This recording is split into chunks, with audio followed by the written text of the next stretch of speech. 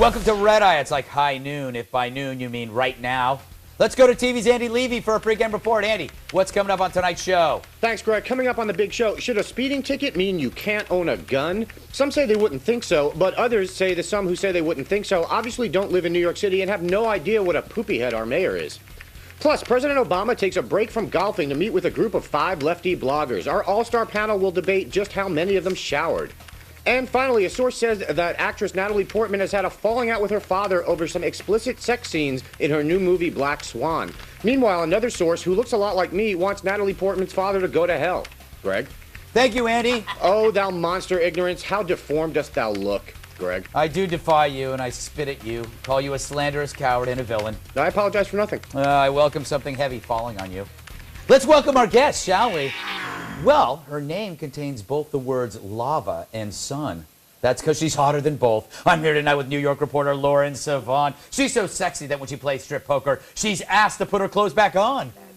Yes, Dana Vachon. He's sexy too, Daily Beast contributor. If genius were coconuts, natives would bang him against a rock. My repulsive sidekick, Bill Schultz, he stinks of drain hair and shame.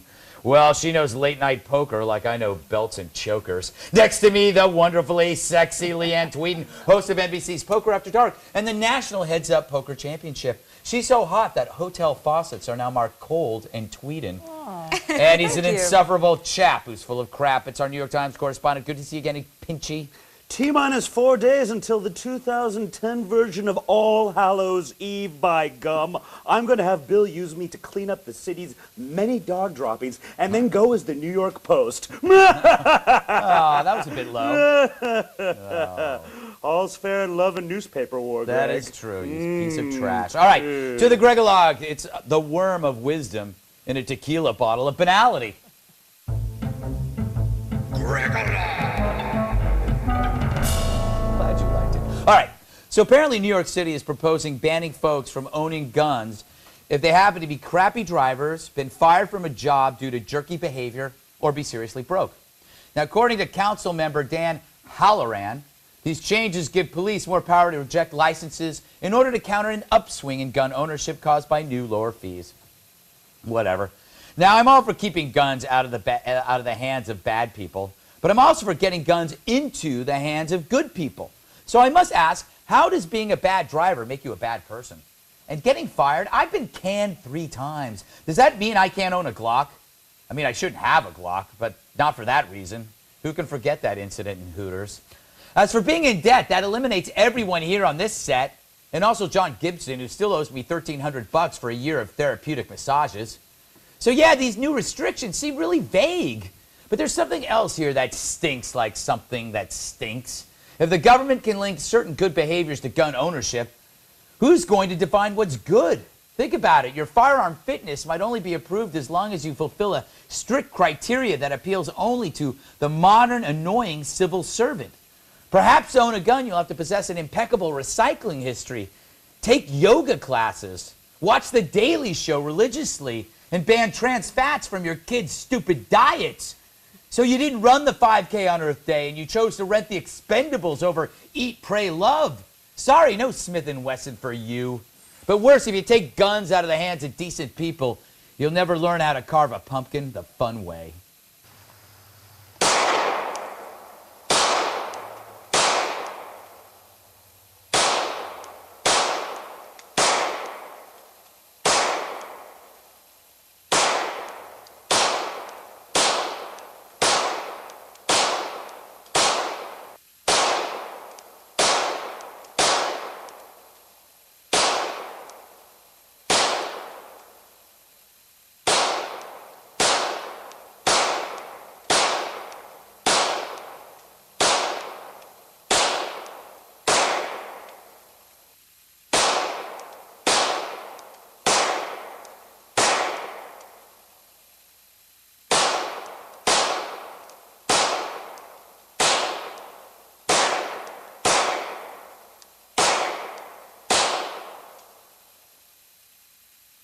I think that'll do.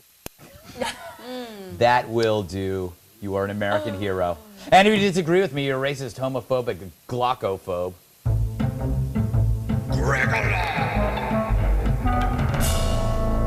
Lauren, I guess life would be great if none of us had these problems, if none of us were broken and all of us could drive perfectly, right? Yeah. You know? Life would be a dream, Greg. It would I mean, it is for me, because I am perfect. But for the rest of the population, this is really an unfair list of requirements. No one could possibly pass those requirements. Yes. Who's lived, you know, Especially- longer than 14. Especially in New York City, where everybody is in debt and nobody has Right. cars. Nobody can actually drive here. Speaking of that, you know, Leanne, it's a fact. It's been verified by studies going back thousands of years that women can't drive. So basically, this is a sexist idea. They're saying that women can't have guns because women are bad drivers. You know, that's it's funny. racist and sexist. I'm probably a better driver than you, and I guarantee you I'm a better shot with a gun than you are. I bet you are. I think we Women can all are agree better you should shots vote. than guys. I think we can all agree on that. I mean, come on. That's just simple math. Yeah. That's science. Yeah. What do you make of this? You know, I think it's pretty ridiculous. You know, what does that have to do with owning a gun, with being a responsible gun owner, somebody that knows how to shoot a weapon, how to clean their weapon, keep it locked up safe? I mean, I jaywalked and got a ticket when I was 20 and I can't own a gun, or I can't get my welfare stamps because I'm fat, or whatever. I mean, it's so ridiculous that it's stupid. It's a dangerous thing, isn't it, Dana? The linking of Slippery this slope. behavior. It's just, I love the phrase "slippery slope." By the way. Thank you. I think one day a real rain's gonna wash all the scum off the streets, That was here from in my New York? favorite movie. which you couldn't make with these things in place. You actually cannot They make. put Martin Scorsese out of business. You can't make Taxi Driver. Post-facto. You can't make Taxi no Driver. Taxi anymore. Driver. No, you can't. What do you? But It would with just this, be Candace Bergen walking around, or sorry, it wasn't Candace Bergen. No, her it was the other- separated twin. it was the other blonde chick. Yeah, Murphy's anyway. Law. Whoever It would- cares. it would be Sex But and the City. I'm going to move away from you because you're beginning to confuse me. Bill, what do you? I mean, look, you're not allowed to own a gun no matter what because you basically are psychotic. So this has no effect on you It's the whatsoever. silk accenting, actually, if that's in the fine print. Yeah. Yeah, you know what it's holding? 2 guns. Right here and right here. So you right. better watch Gun it, my show. friend. That is true. They are quite impressive. You know what's He's in the scarier? low-hanging Bill fruit can actually emporium have of a the gun job, show. but not own a gun. Bill can no, actually. Bill can actually have a child, rather, Yeah. and not own a gun. Well, you know that's interesting. It's more. I told you not to talk about my man ovaries. I'm getting them removed. I got to tell you, It's about time. it's far more dangerous to have kids than to have Right. guns. If right? people You don't who need have a kids- license to have kids, Ex- and I know many pregnant teenagers I that think would agree way with me, more Greg. responsibility to have kids Right. and breed than to What's own a gun. okay? What is the criteria, Bill, for having a gun? Like, what do you have? What are the 2 things, 3 things? Be a law-abiding citizen. Don't be psychotic. If you've got some sort of psychological problem in your background, you can't own a gun. I'm all for making it harder for people that deserve to have it be hard for them. But when I look at this is nothing that I can get upset about. All right, you're debt-ridden, bad driving, irresponsible, but can't get a gun in New York City. Leave. Go upstate. There's plenty of places like Upstate Poughkeepsie. is- and where you Upstate can is get- New York. Yeah. No, New York, but Statewide this is only ban. for New York City. This is only for New York City, is it not? I think it's for all I of thought New it York. was the state. I believe it's just for New York City, I where it's thought it 10 was just times for New more York City. stricter. I I think it's for the city. Well, you We know have what? You know what's Andy, great about this show? Because we didn't read the whole story. Right. Andy Levy will come up later and correct us and tell him I'm right. Bottom line, here's the thing that bothers me. Nearly all gun owners take gun ownership seriously, but non-gun owners think that gun owners treat it like dangerous toys and that you can't have them around I actually us. disagree. I think that what bugs gun owners is that non-gun owners could give a crap. I honestly don't care about the Second Amendment. But where's but, gun control? But the NRA has it in their head that anyone that doesn't own a gun is after them. Obama has not done anything to the guns. Because, well, the Democrats haven't done anything to your guns. But you think they do because you want to be angry and you got Oh, a gun. please, enough with your I want to be angry crap. People It's have tried true. to take away guns. For half the population, to talk about taking away guns would be tantamount to talk about taking away their lawyers. Yeah. And this symbol has totally shifted meaning, and what you see is there's been a stratification in America over the past 15 years, so we don't speak the same language anymore because we don't have the same symbolic vocabulary, and guns really show that. Well, it's like the demonization of Sarah Palin versus the demonization of Nancy Pelosi. Totally. It's just a mirrored language. The Democrats refuse to give up their trial lawyers. Exactly. You have to pry their the tort reform is to reform- Democrats what gun reform would be to... Absolutely. I think we've tackled something here. From Wow. guns to goobers. President Obama took some time out of his busy schedule calling Americans stupid to meet with a group of lefty bloggers on Wednesday. They're all left-handed. Those invited to the presidential sit-down were Duncan Black, a.k.a. something called Atrios, the Daily Coast's Barbara Morell, John Amato, editor of Crooks and Liars, and some other dorks we don't need to mention. The meeting lasted 45 minutes, though I'm sure it felt like 45 days to Obama, and included talk on gay rights, among other stuff, as well as whether the Tea Partiers are just like Nazis or more like Nazis. The vote was 3-2 for just like Nazis, by the way. Two of the bloggers at the meeting join us now. Guys, how did it go?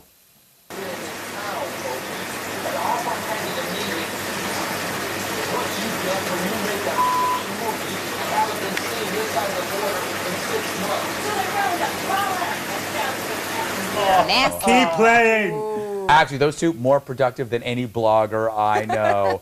Leanne, in a year, oh, it sounded like I'm going to do a movie preview. In a year, where independents are flocking to the Republicans, shouldn't the president be better off meeting with moderates instead of stinky lefty bloggers who are already going to, he's preaching to the choir. Right, he's already talking to his base. That's Yeah. what he's doing. But, you know, I think a lot of Democrats actually in this coming up election in a few days are trying to back away from him because some people think actually him coming to try to rally for them is not doing so good in the broad public Yeah. view. You know, most people are very mad at, I'm surprised they're talking to him about gay rights and stuff because he hasn't done anything that the left has expected him to do as far as, Well, that's what you know, that's actually what they brought up to him. Well, I'm sure, you know, but what is he going to say? He's going to say something and be all smooth and run it over, and then everybody's going to be like, oh, we love Obama, we love him. You know, Yeah, it's going to be the they same actually, old thing, different day. to their credit, they did say he hadn't done anything on Don't Ask, Don't Tell or gay marriage. But here's the thing. The bottom line for me, Lauren, is they're meeting with Obama and you're not. Thank you. Yeah. Thank you. Let's Let's do some remember interview. back in the day when the only people that got FaceTime with the president were, you know, heads of state, people holding a high political office, gorgeous hot actresses. Yes. You Yes. know, now anyone with a GoDaddy website and an axe to grind gets to sit down with the president. I mean, this is Yeah. ridiculous. He's What kind of really president wants to meet demystifying with, the like, majesty of the office. sickly shut-ins when they could be hanging out with you or Leanne? I don't understand what's. You know what? It's demeaning. It's demeaning the office of the presidency. I You know. became a president to hang around with attractive people, successful Yeah, people. but you know what? We'd actually ask the hard questions, and he would have to squirm in his seat from the Right. questions. Dana, can you imagine if anything worse than being at this meeting? JFK was famously said that, you know, the shock of the presidency was that he said, in this job I get to be around heads of state, great. And the shocking thing is how second-rate they all are. But at least in 2010, no one's surprised. Well, Yes. now when he had Marilyn Monroe swimming around Right. the swimming pool underground, come on now. Bill, I'm sure you wanted to be a fly on the wall, or maybe just a fly. That would be awesome. You've thought about I would that. have like 100 different eyes. Yes. I could fly. You Hence look the like word the fly. fly. Like before. I think what he's doing is he's preaching the choir because the choir may agree with him, but that doesn't necessarily mean they're galvanized enough to actually go out and vote. And that's True. what he's trying to encourage. And he wants them to be a little more vehement about getting out there on November 2nd and actually participating rather than just sort of whining online. Because he knows that these guys are just sort of working for him. Everybody knows bloggers aren't actual news sources. Let me rephrase that. Everybody but bloggers knows that bloggers are not actual news sources. The triumph of Fox News is to actually, after the fall of the Berlin Wall, some people think that news dies and we go into the era of narrative. And I thought one of the interesting things in this article is that he's trying to massage the narrative for after the loss. Oh, Oh, right. Planting the Of seeds of, course, in other he's words, trying to smooth it out. Why Right. they lost. I love it. Preemptively. Can I just say, I love it when Dana says stuff like massaging the narrative. You don't get that on Red You know, Eye Now. I had my narrative massage last night. I was in Acer surprisingly last week. expensive. Yeah, it Yeah. is. But you know, here's the thing. These are the people I feel that at this time he shouldn't be around, but he doesn't like the other people. He doesn't like the moderates. He doesn't. So he can't work with Republicans. the only thing he hates more than other people is being alone. Oh, Correct. we'll be right Sorry. back after this. Wow. No, but he validates. What happens is he ends up validating everything that's said about him by Glenn Beck, that he hangs around with progressives. Exactly. That's what he does. He should be hanging out with, I don't know, non-progressives like Wilford Brimley. Well, but everybody knew he tried to campaign as a moderate, and everyone knew he was not. He was Yeah. very much a leftist progressive. All right, let's move on from holding Barack's hand to people from another land. I hate those people. So does how you talk make others balk? Does your cadence hurt your credence? Well, if you sound foreign-y, then the answer is we, which is Turkish for sailor. Yes, according to research from the University of Chicago, go Tar Heels, native English speakers view folks with a foreign accent as being less trustworthy. But it's not prejudice. Nope, the study says we distrust those with accents And impediments. and Yeah. impediments because they're harder to understand.